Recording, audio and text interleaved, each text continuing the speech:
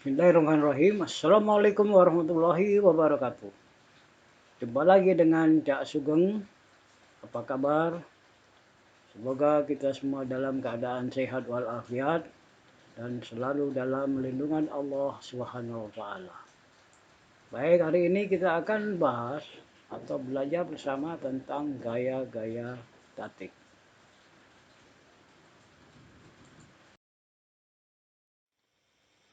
Baiklah, kita masuk ke materi tentang prinsip dasar kesetimbangan. Nah, sebelum ke arah situ, kita harus mengingat dulu bahwa gerakan komponen permesinan itu ada yang bergerak lurus dan gerak putar. Di mana penyebab benda bergerak lurus itu adalah gaya.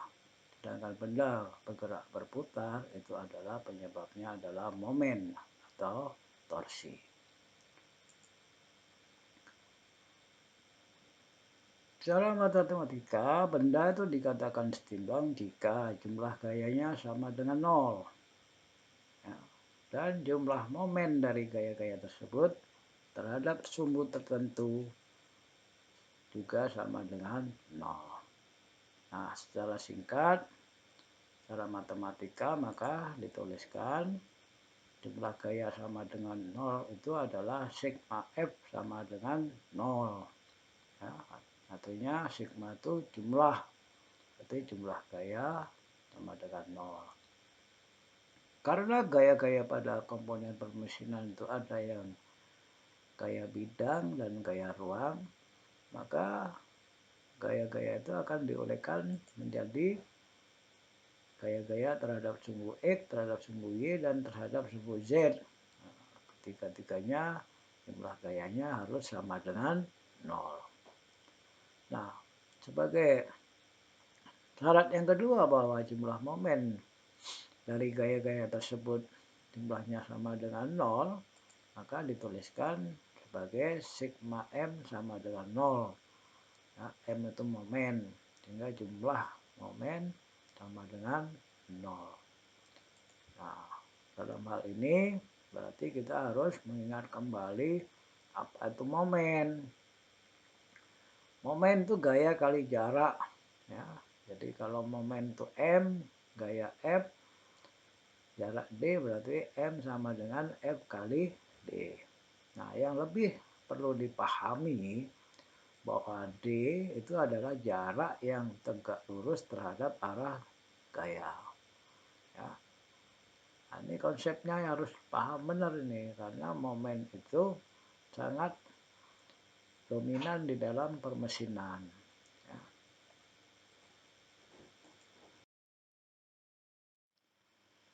Baik, untuk selanjutnya, karena kita akan bicara tentang sigma momen, maka kita mengingat kembali apa itu momen. Momen adalah gaya kali jarak, di mana momen itu M, jarak gaya F, jaraknya adalah D, dan jarak itu adalah jarak yang tegak lurus terhadap arah gaya.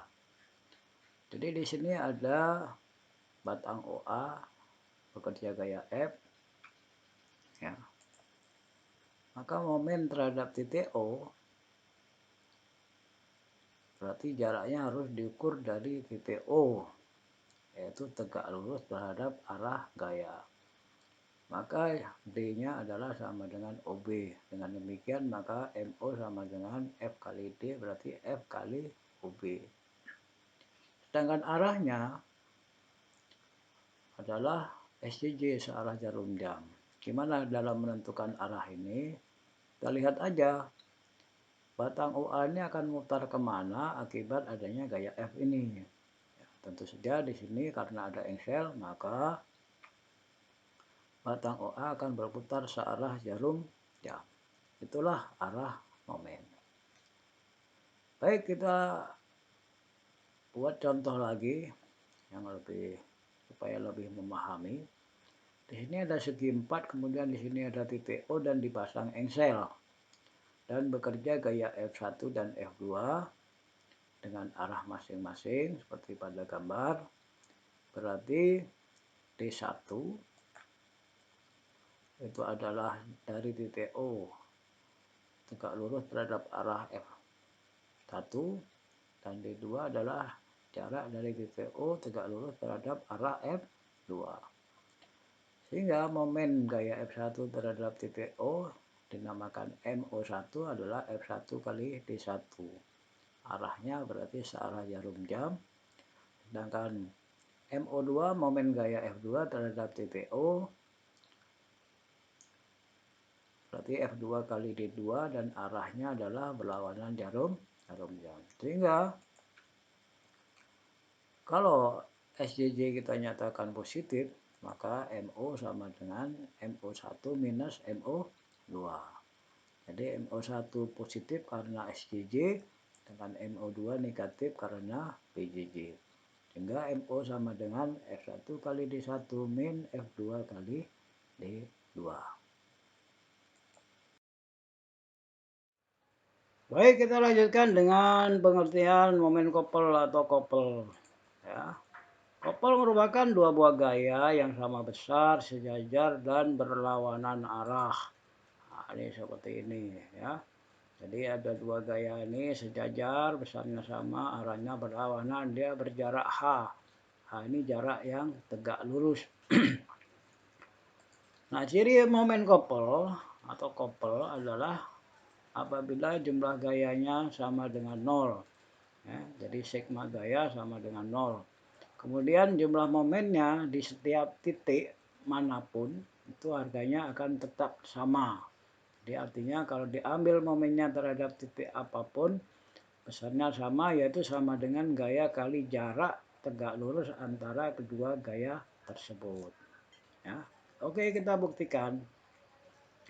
Ya, jadi gaya dari gambar ini, maka sigma gaya sama dengan 0 berarti terbukti. Jadi F yang di atas ini ke kanan, yang F di bawah ini ke kiri, besarnya sama, arahnya berlawanan. Maka sigma F berarti F min F. Karena kalau ke kanan positif, ke kiri berarti negatif. Maka hasilnya adalah 0. Misalkan 10 min 10, 0. Ya. Nah, kemudian untuk membuktikan yang kedua tadi, ciri kedua bahwa momennya di setiap titik apapun hasilnya sama, yaitu F kali H. Nah, di sini ada titik A dan titik B. Titik A itu berjarak H untuk gaya F yang di atas jaraknya H plus X. Sedangkan gaya yang di bawah jaraknya adalah X. Maka sigma momen terhadap titik A berarti sama dengan F dikalikan H plus X, ya, dikurangi F dikalikan X. Kenapa dikurangi? Ya, yang gaya F di atas itu momennya terhadap titik A searah jarum jam, berarti positif. Sedangkan yang momen gaya di bawah arahnya berlawanan jarum jam, maka negatif. Sehingga kalau dijabarkan F kali H plus F kali X min F kali X, maka Fx-nya habis, tinggallah F kali H. Nah, sekarang pembuktiannya dari kalau kita ambil momennya terhadap titik P, titik B, maka jarak F yang di atas, gaya yang di atas adalah H plus Y. Sedangkan gaya yang di bawah jaraknya adalah Y. Ya, maka sigma MB sama dengan F kali H plus Y min F kali Y. Sehingga hasilnya sama, yaitu F kali H. Jadi di sini membuktikan bahwa momen kopel itu momennya di titik manapun hasilnya sama, yaitu sama dengan gaya kali jaraknya, yaitu F kali H. Ya, ingat H adalah jarak yang tegak lurus terhadap F dan arahnya adalah SJJ. Ya, akibat dua gaya ini bendanya akan muternya searah jarum jam. Baik, terima kasih atas perhatiannya. Semoga bisa dipahami. Tetap semangat dan jaga kesehatan. Salam sehat dari Cak Sugeng. Assalamualaikum warahmatullahi wabarakatuh.